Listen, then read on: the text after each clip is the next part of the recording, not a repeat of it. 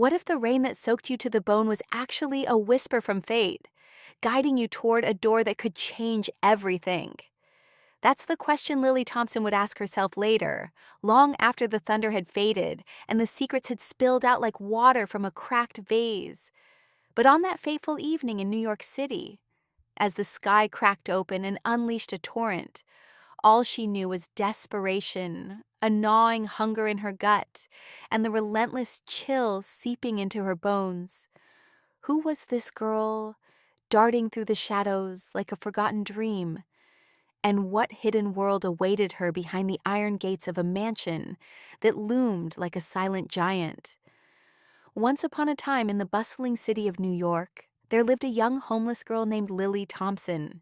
She was barely 20, with tangled auburn hair that framed a face etched by hardship, and eyes the color of stormy sea's eyes that had seen too much loss for someone so young. Orphaned at 15 after a tragic car accident claimed her parents, Lily had tumbled into the unforgiving streets.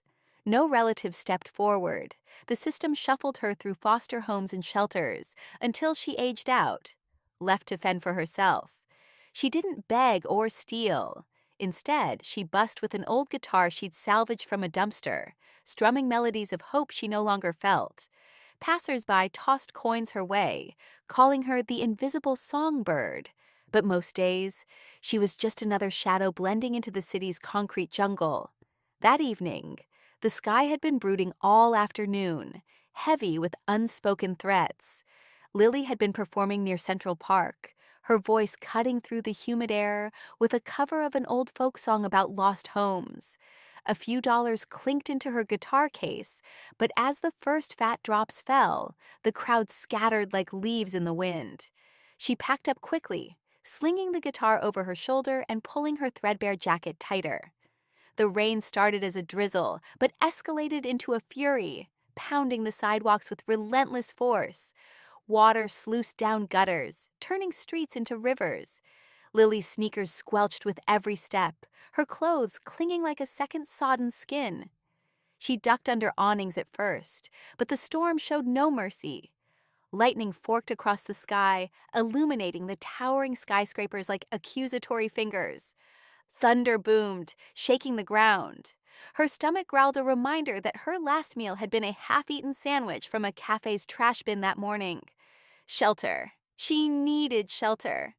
The public ones were overcrowded, and she'd heard rumors of theft and worse.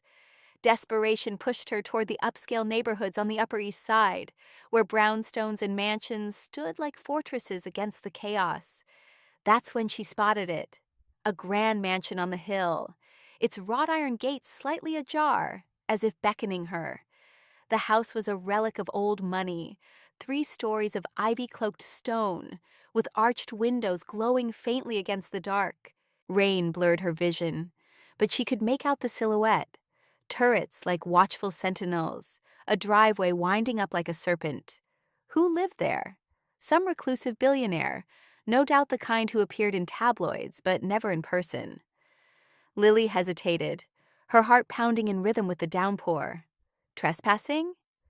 It was risky, but the alternative was pneumonia or worse. She glanced around. The street was empty, the storm a perfect cover.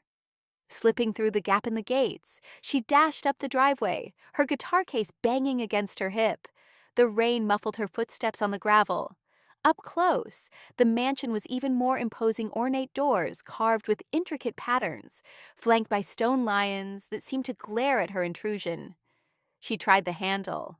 Locked, of course. But a side path led to a servant's entrance, partially sheltered by an overhang. There, a small window was cracked open, perhaps forgotten in the haste of the storm. Lily's fingers trembled as she pried it wider. Was this breaking in? No, she told herself, just borrowing shelter until the rain stopped. She hoisted herself up, squeezing through the narrow frame. Inside, she landed softly on a tiled floor, dripping water like a drowned cat. The room was a kitchen, vast and gleaming. Marble countertops, stainless steel appliances that hummed softly, a chandelier casting warm light. The air smelled of fresh bread and something herbal rosemary, maybe. It was warmer than the streets, but eerily silent, save for the patter of rain on the roof. She stood there, frozen, listening for alarms or footsteps. Nothing. Curiosity tugged at her now, overriding fear. Who owned this place? She crept forward, her wet shoes leaving prints on the floor. The kitchen opened into a grand hallway, lined with paintings of stern-faced ancestors and vases that looked like they cost more than her life savings. A staircase spiraled upward, carpeted in deep crimson. Lily's breath caught. This wasn't just a house, it was a palace, untouched by the outside world. As she ventured deeper, a faint sound echoed from upstairs, a low groan, like someone in pain. Her heart skipped. Was the owner home? She should leave, but the storm raged on, and something pulled her forward. Curiosity? Compassion? Or just the lure of warmth? She ascended the stairs quietly, guitar still slung over her back like a shield. At the top, a long corridor stretched out, doors lining both sides. The groan came again, from the end of the hall. Lily approached, her pulse racing. The door was ajar, light spilling out. She peeked in. A lavish bedroom, dominated by a four-poster bed. On it lay an elderly man, his face pale and lined with age, breathing raggedly. Tubes snaked from his nose to an oxygen machine beside the bed. He was alone, no nurses or family in sight. His eyes fluttered open, locking onto hers with a mix of surprise and something deeper relief. Who are you? He rasped, his voice weak but commanding. He was dressed in silk pajamas, a blanket pulled up to his chest. Up close, Lily recognized him from blurry magazine covers. Victor Harrington, the reclusive billionaire tech mogul, worth billions from software empires. Rumor said he was dying, isolated in his fortress. Lily stepped back, ready to bolt. I'm sorry. The storm. I didn't mean to. Wait, he whispered, his hand lifting weakly. Don't go. Please. His eyes, sharp despite the frailty, scanned her soaked form. You're not here to rob me, are you? You look lost. She shook her head, water dripping from her hair. No, sir, just shelter. I'll leave as soon as. Sit, he interrupted, gesturing to a chair by the bed. The storm won't let up for hours, and I could use the company. There was a vulnerability in his tone that stopped her. This man, who could buy the world, sounded utterly alone. Lily hesitated, then perched on the edge of the chair. Why are you alone? Don't you have people? A bitter chuckle escaped him, turning into a cough. He adjusted the oxygen mask briefly. People? Ha! Family who visit only for the will. Staff who clock out at 5. I'm Victor Harrington, built an empire but built walls around my heart. And now? He trailed off, eyes distant. As the thunder rolled outside, Lily felt a strange pull. This wasn't just shelter, it was a crossing of paths. What secrets did this man hold, and what would happen if she stayed?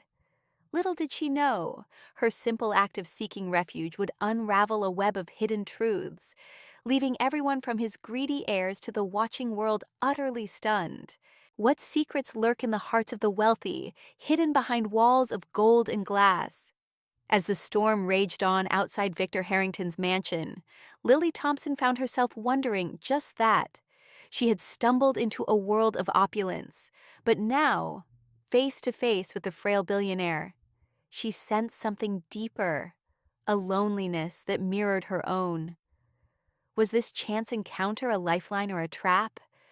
And what would this man, teetering on the edge of life, reveal in the shadows of his grand bedroom? Lily shifted uncomfortably in the antique chair, her wet clothes dripping onto the Persian rug. The room was a testament to Victor's empire.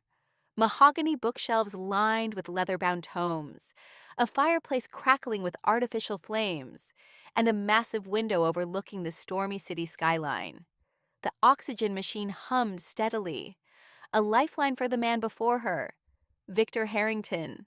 Once the titan of tech who revolutionized data storage and amassed a fortune in the billions, now looked like a ghost of his former self, thin, wrinkled, with silver hair matted against his forehead. "I don't get visitors often," Victor said, his voice a gravelly whisper as he adjusted the nasal cannula.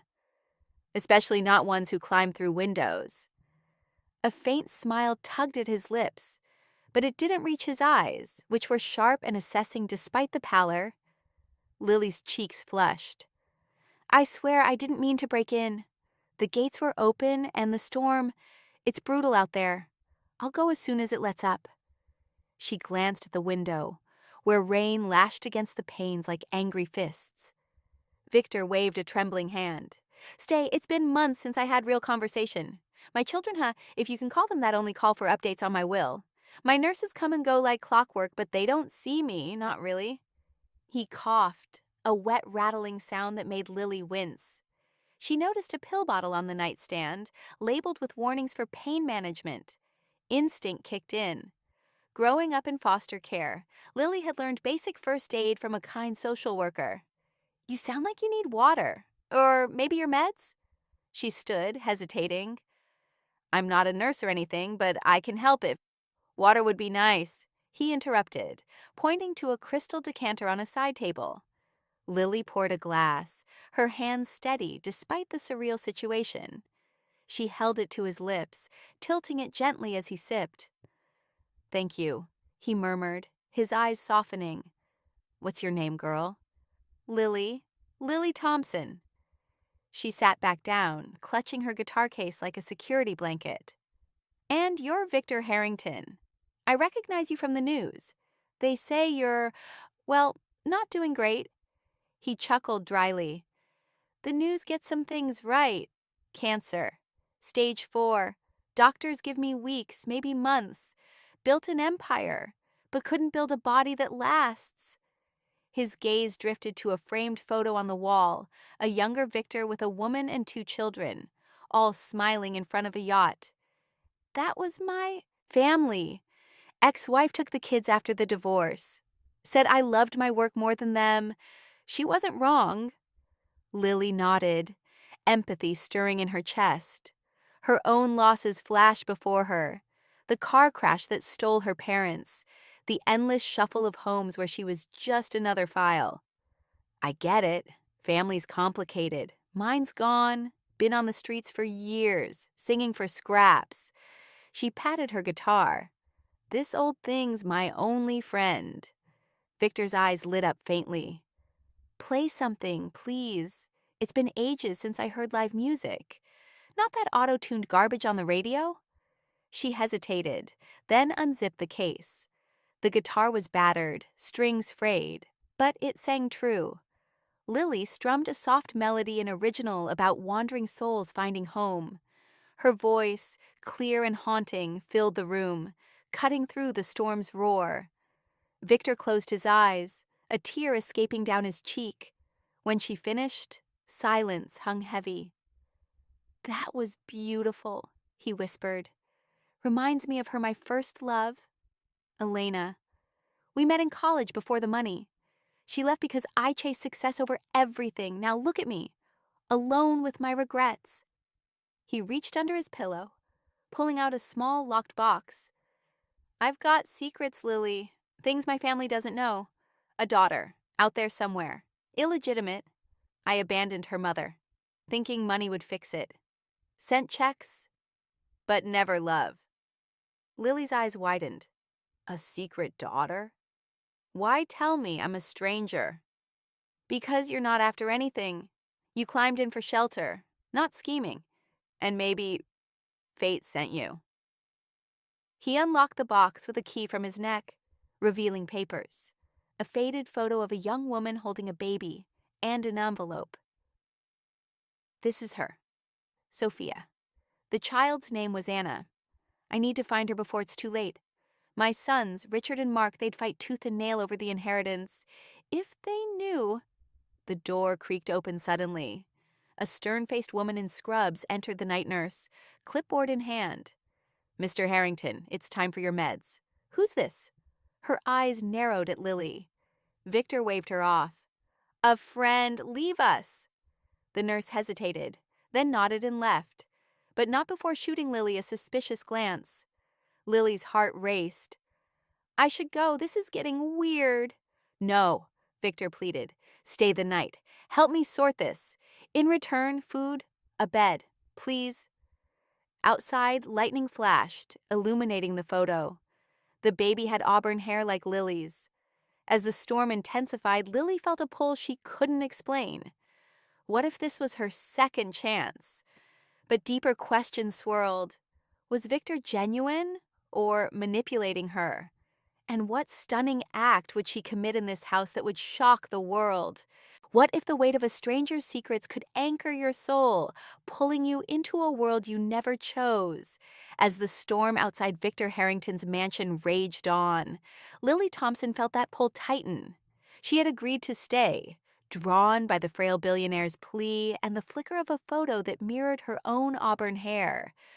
Was this a chance at belonging, or a dangerous dive into a family's hidden depths? The air in the room thickened with unspoken questions as the night deepened. Lily sat frozen, the locked box and its contents papers, a photo, an envelope resting on her lap. Victor's raspy breathing filled the silence, each inhale a reminder of his fragility. The nurse had left, her suspicious glare lingering like a shadow. Lily glanced at the photo again, a young woman with warm brown eyes holding a baby, its tiny face framed by auburn curls. The resemblance to her own features sent a shiver down her spine. Was this coincidence? Or something more? "You're staring," Victor said, his voice cutting through her thoughts. He adjusted the oxygen mask, his fingers trembling. "That's Elena." "And Anna, my daughter. I haven't seen her since she was a toddler. Her mother kept her from me after I chose my empire over them." Lily swallowed hard, her throat dry. "Why tell me this? I'm just a homeless girl who climbed through your window." Her hands tightened on the box, the metal cool against her palms. "Because you were not like them," he replied, his eyes locking onto hers with an intensity that belied his weakness. "My sons, Richard and Mark, they'd sell their souls for my fortune. The staff? Loyal only to their paychecks. You came with nothing but a guitar and a need for shelter. Maybe that's enough." She shifted, the chair creaking under her. "Enough for what? I don't even know where to start with this." She gestured to the box, her voice tinged with uncertainty. Victor coughed, a harsh sound that racked his frame. Lily leaned forward instinctively, unsure how to help. "Start by listening," he said when the fit passed. "Elena and I met in college. She was an artist, full of life. I was a dreamer with a laptop. When the money came, I changed. Pushed her away with late nights and broken promises. She left, took Anna, and I let her go. Sent money, sure, but never looked back. Not until now." Lily frowned, tracing the edge of the photo with a finger. "Why now? You're dying. Is this guilt talking?" "Guilt? Yes. And hope." He reached for a glass of water on the nightstand, and Lily helped him sip, her movements tentative. "I hired detectives years ago, but they found nothing. Elena vanished. Anna would be your age now, maybe a little older. I want to find her, make amends. But my family, they'd bury this to protect their inheritance." The door creaked open again, and Lily tensed. A man in a tailored suit entered Richard, Victor's eldest son, his face a mask of impatience. "Father, it is late. Who is this?" His eyes narrowed at Lily, dismissing her soaked clothes and guitar. "A friend," Victor said firmly, though his voice wavered. "Leave us, Richard." Richard's jaw tightened. "We need to discuss the will. The lawyers are waiting, and this intruder." "She is staying," Victor snapped, a spark of his old authority flaring. "Get out!" Richard hesitated, then stormed off, slamming the door. The sound echoed, leaving a heavy silence. Lily exhaled shakily. "He doesn't like me. Neither will the others. They won tea," Victor agreed. "But I trust you. There's a letter in that envelope unfinished, but it's for Anna. Read it. Decide if you'll help." Lily opened the envelope, pulling out a handwritten page. The ink was smudged, the words shaky. "Anna, if you are reading this, I am sorry. I was a coward. I built a life of steel and glass but lost the heart of it you. I hope you are safe, happy. This house, this fortune, it is yours if you will have it. Forgive me." The letter trailed off, unsigned. Tears pricked her eyes. This is heavy stuff. What if I can find her? "Then at least I tried," he whispered. "Take the photo, the letter. There's cash in the box, enough for a start. Go to the address on the envelope. It's where Elena last lived. Discreetly. My family will watch." Lily nodded, her mind racing. The address was a small town outside the city, hours away. "What if they follow me? Use the back exit. Tell no one your name, just go." His hand gripped hers weakly. "Promise me you'll try. I promise," she said softly, tucking the items into her guitar case. The storm had eased, but a new tension brewed. As she stood to leave, Victor's eyes followed her, a mix of hope and fear. What stunning act would this quest demand of her? And what if the daughter she sought was closer than she imagined? What if the road ahead held not just a destination, but a mirror to your soul? As Lily stood in Victor Harrington's grand bedroom, the weight of his trust pressed against her chest. The bag with the photo, envelope, and key felt like a lifeline or a burden. The storm had softened to a drizzle, but the real tempest brewed within her. Was she ready to step into a stranger's past? Or was this a path leading to her own unraveling? Lily nodded, her decision firm despite the tremble in her hands. "I'll go, but I need to know more. What if your sons follow me? Or the nurse?" She glanced at the door, half expecting Richard to barge in again. Victor's eyes, clouded with fatigue, steadied. "Use the back stairs. There is a service exit by the kitchen. Take the cash from the box, $5,000. It'll cover travel and more. Tell no one your name or where you're headed. The address is in the envelope. A small town called Willow Creek, 2 hours north. That's where Elena last lived. Discreetly, Lily. My family watching." She opened the envelope again, scanning the handwritten note. The address was scribbled at the bottom, alongside a phone number labeled Ojo Caretaker. The photo of Elena and baby Anna stared back, their auburn hair a haunting echo of her own. "Oho? Who's that?" "A friend of Elena S." Victor rasped. "He kept the house after she left. He'll know something. Call him when you arrive." He coughed, a deep, wet sound that made Lily wince. She helped him sip water, her movements growing surer. "Okay," she said, zipping the items into her guitar case. "I'll leave now, before anyone notices." She hesitated, then added, "What if I find her? What do I say? Tell her I'm sorry, that I want to make it right. If she's gone, find Anna. Give her the letter."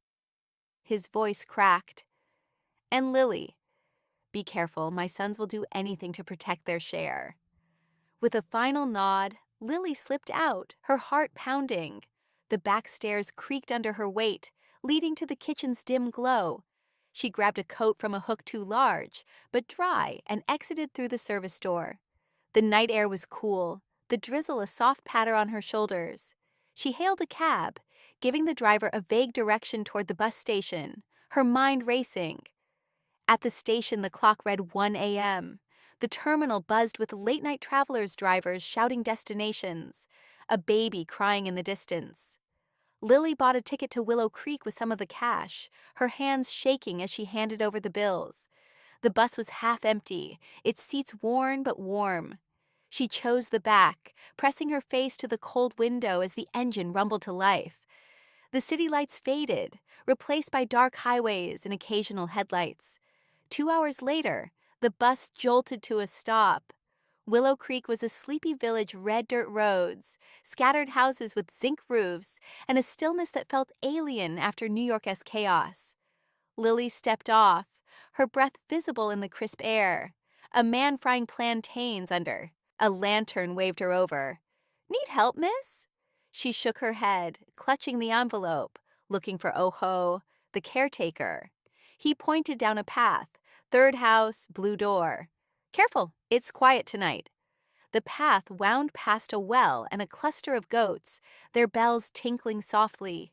Lily knocked on the blue door, her knuckles rapping nervously. It opened to reveal an older man, his face weathered but kind. "Oho?" she asked. He squinted, then nodded. "You're the one from the city? Victor sent you?" His voice was low, cautious. "Yes, he's sick. Gave me this." She showed the photo. Oho's eyes softened, recognition flickering.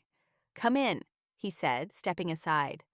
The room was small, neat a wooden table, a radio humming faintly, a calendar from 2019 on the wall. He sat, gesturing for her to do the same. "I knew this day might come. Elena lived here once with Anna, but they are gone now." Lily's heart sank. "Gone? Where?" Oho sighed. "Elena passed 5 years ago, cancer.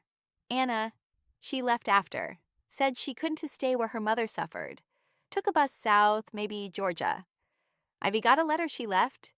He rummaged in a drawer, pulling out a yellowed envelope. "Said to give it to anyone Victor sent." Lily took it, her fingers trembling. The handwriting was neat.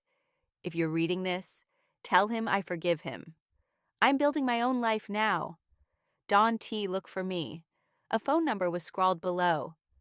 "Forgive him?" Lily murmured. "She doesn't want to be found." Oho nodded. She is strong, like her mother. "But Victor's time is short. What will you do?" Lily stared at the letter, a plan forming. She could call Anna, pass on the message. But something else nagged at her, the stunning act Victor hinted at. What if she brought Anna's forgiveness back, not her presence? "I'll try to reach her," she said finally. "But I need a phone." Oho handed her an old cell.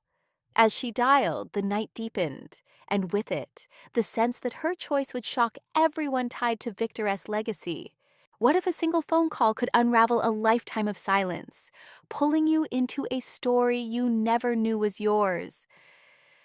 As Lily stood in Oho's modest home in Willow Creek, the old cell phone trembled in her hands.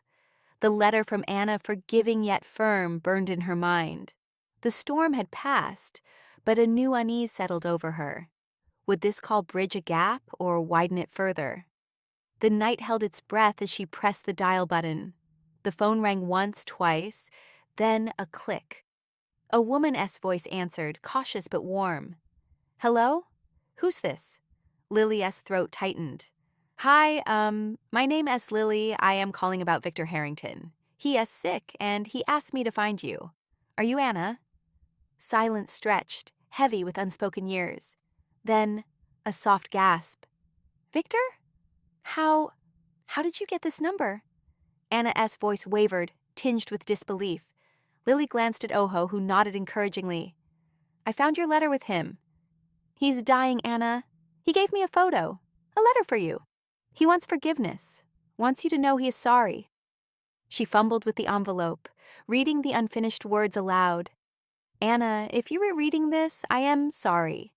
I was a coward. This house, this fortune, it's yours if you'll have it." Another pause, longer this time. I don't know what to say. He left us. Mom struggled, raised me alone. I forgave him in my heart years ago, but I never thought he'd reach out." Anna's voice cracked. "Where are you? Is he okay?" "I'm in Willow Creek with Oho, the caretaker. He's not okay, cancer stage 4. He is in New York, alone mostly. His sons are fighting over his will." Lily's words tumbled out, fueled by urgency. "He trusted me to find you. Will you come?" Anna sighed, a sound heavy with resignation. I can just drop everything. I've got a job, a life in Georgia. But I'll think about it. Can you send me proof? The photo, maybe? Lily snapped a picture with Oho's phone and texted it. Sent. It is you and your mom, Elena. He kept it close. She waited, heart pounding, as Anna processed. It is real, Anna whispered. I remember that scarf. Okay, Lily, I'll come. But not for the money for closure. I'll take a bus tomorrow. Meet me at the station in New York noon. Tell him I'm coming. Relief washed over Lily. I will. Thank you, Anna. The call ended, leaving a quiet hum. Oho smiled faintly. You did good. She is strong, like her mother. Lily nodded, but unease lingered. What if his sons stop her? Or me? Oho handed her a worn map. Take back roads, avoid the main routes, and call me if trouble comes. She packed the photo, letter, and cash, her resolve hardening. The bus ride back was tense. Lily watched the dawn break over the horizon, casting golden streaks across the fields. By 10 a.m., she was back in New York, the mansion looming ahead. Slipping through the service entrance, she found Victor awake, his breathing shallow. Anna S. coming, she said, holding his hand. Noon, at the station. She forgives you. His eyes watered, a rare smile breaking through.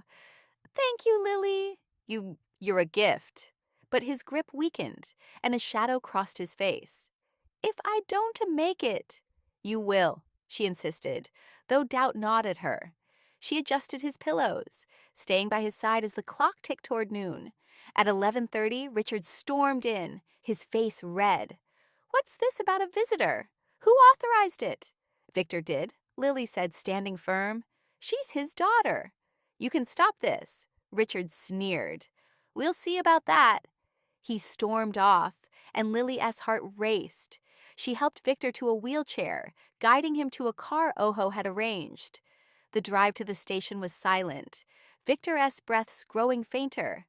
At noon, a woman stepped off the bus, Anna, auburn-haired like Lily, her eyes wary but determined. She froze at the sight of Victor, frail in the wheelchair. Dad? She whispered, kneeling beside him. Anna, he rasped, tears falling. I am sorry, I love you. She took his hand, sobbing quietly. Lily stepped back, watching the reunion unfold. But as Anna embraced him, Victor's eyes closed, his chest stilling. A crowd gathered, stunned by the scene Richard arriving too late, his anger dissolving into shock. Lily realized the stunning act, not just finding Anna, but witnessing a billionaire's final redemption. As paramedics rushed in, she slipped away, the photo in her pocket a quiet testament to a story that had changed her too. What if the weight of a dying man's legacy could reshape your destiny in an instant? As Lily slipped away from the chaotic scene at the bus station, the echo of Anna's sobs and Victor's last breath lingered in her mind. The mansion loomed ahead, its iron gates now a symbol of both refuge and burden. The clock ticked toward 1 p.m. on October 19, 2025, and the world was about to turn upside down. Was this the stunning act Victor had foreseen? Or was there more to come? Lily re-entered the mansion through the service door, her heart heavy. The kitchen was silent, the warmth of earlier replaced by a chill that seeped into her bones. She climbed the back stairs, avoiding the main hall where Richard and Mark might lurk. In Victor's bedroom, the air smelled of medicine and regret. The wheelchair sat empty, the oxygen machine still humming faintly. She sank into the chair beside the bed, the photo of Elena and Anna clutched in her hand. The door burst open. Richard stormed in, his face a mask of fury. What did you do? He's gone, and Anna is here claiming everything. Behind him, Mark hovered, his expression a mix of shock and greed. You orchestrated this, didn't you? Some street rat playing savior? Lily stood, her voice steady despite the tremor in her knees. I found Anna because he asked me to. He wanted forgiveness, not a fight. Check his letter. She pointed to the envelope on the nightstand, where Victor had placed it before leaving. Richard snatched it, scanning the shaky handwriting. Anna, this house, this fortune, it's yours if you'll have it. Forgive me. His hand shook as he crumpled the paper. This isn't illegal. We need a lawyer. Mark nodded, already dialing. Before they could act, Anna entered, her eyes red but resolute. I don't want to fight. He's gone. I just want closure. She turned to Lily. Thank you. I didn't expect this, but I felt his regret. That's enough. Richard sneered. Closure? This is millions. You can just walk away with it. The room tensed, voices rising. Lily stepped between them, her small frame a barrier. He chose her. Respect that or you will lose everything he built. A knock interrupted Oho, breathless from the journey.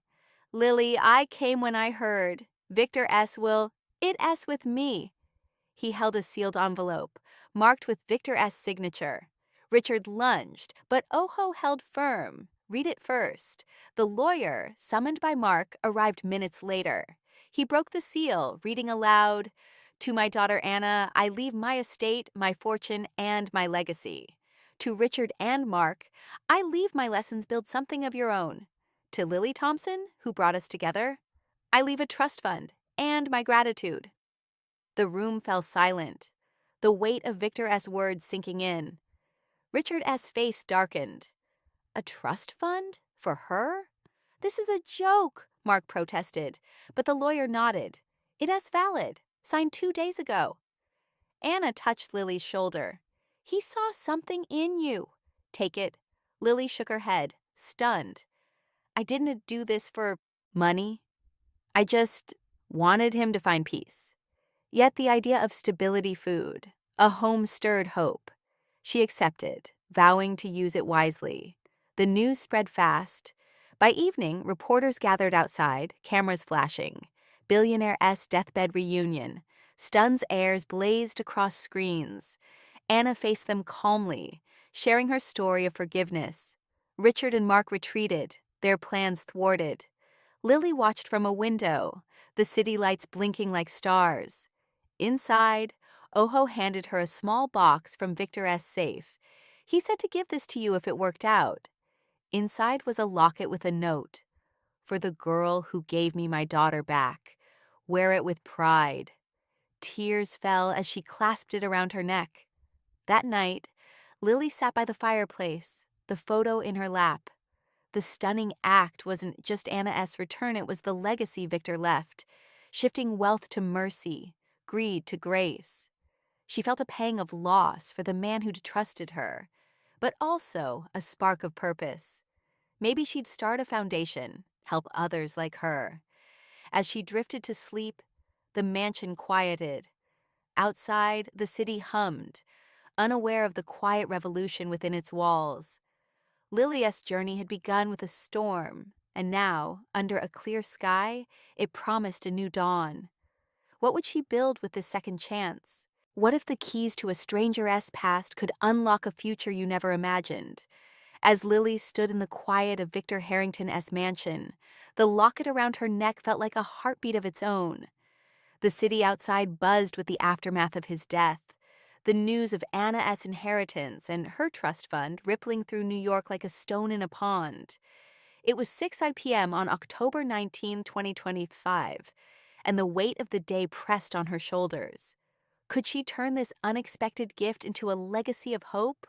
Or would it fade like the storm that brought her here? Lily sat by the fireplace, the photo of Elena and Anna still in her hands.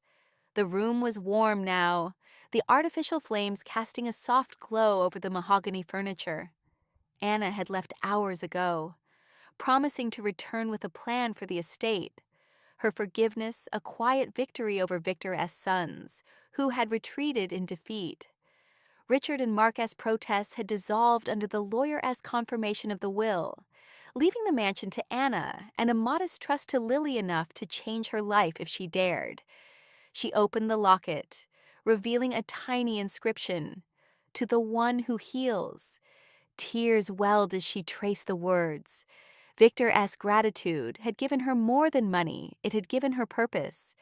The cash and the trust fund, totaling a life-altering sum, sat in a bank account Oho had helped her set up. But money alone wasn't enough. She remembered the streets, the hunger, the invisibility. What if she could lift others from that shadow? A knock at the door startled her. Oho entered, his weathered face creased with a smile. "You did it, Lily." Anna called she's keeping the mansion, but wants to turn part into a shelter. She asked if you'd help. He handed her a letter from Anna, its edges soft from handling. "Lily, you brought me back to him. Let us build something together, a place for the lost. Will you join me?" Lily's breath caught. A shelter? The idea bloomed like a flower in her chest. "I'd love to," she said, her voice steady. "But I want it to be more music lessons, job training, a community. Like a family." Oho nodded, his eyes gleaming. "That's a fine dream." Victor would be liked it. They spent the evening planning, sketching ideas on paper. Lily's guitar leaned against the wall, a reminder of her roots. She imagined children strumming chords, adults learning skills, all under a roof that once housed greed but would now shelter hope. The trust fund could seed it, and Anna's inheritance could sustain it. By midnight, they had a rough outline, a foundation called Harmony Haven, dedicated to the homeless and forgotten. The next morning, Lily woke to sunlight streaming through the windows, a rarity after days of rain.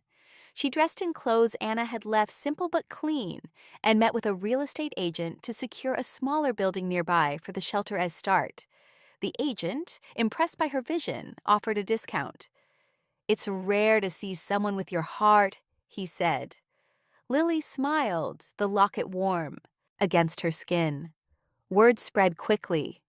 Local businesses donated supplies, and a news outlet ran a story. "Homeless girl turns billionaire's legacy into hope." Donations poured in, and volunteers signed up. Anna returned, bringing architects and social workers. Together, they broke ground on November 1st, 2025, a crisp day with a clear sky. Lily played her guitar as the first shovel hit the earth, her voice rising with a song of new beginnings. Months passed. By spring, Harmony Haven opened its doors. The shelter housed 20 residents, with a music room where Lily taught, a workshop for skills training, and a communal kitchen buzzing with laughter. Anna managed the finances, her strength a quiet counterpoint to Lily's warmth. Richard and Mark, humbled by public backlash, donated a portion of their inheritance to the cause, seeking redemption. One evening, Lily sat on the shelter's porch, watching children play. A letter arrived from Georgia Anna's new home, thanking her for the partnership.